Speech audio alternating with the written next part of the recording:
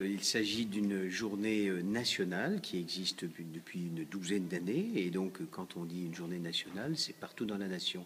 Ce n'est pas seulement dans les lieux qui ont pu, dans leur histoire propre, être concernés. Je pense par exemple à la ville de Nantes, que tout le monde peut assimiler en partie à la question de l'histoire de l'esclavage. Ici, évidemment, le territoire était moins concerné.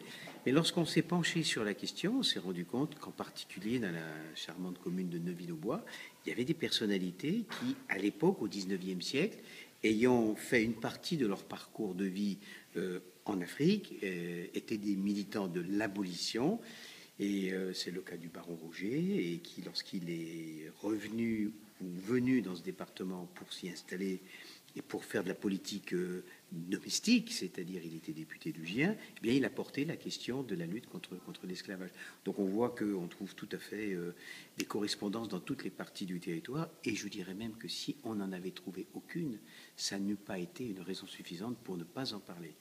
Et j'ai été particulièrement heureux, je dirais même fier, que ces classes de jeunes gens, de jeunes enfants qui sont venus cet après-midi se sont montrés capables de préparer des petites scénettes qui illustraient cette problématique en une dizaine de jours, sous la houlette de leur professeur, ce qui montre, si c'était nécessaire, la réactivité et l'inventivité des jeunes générations.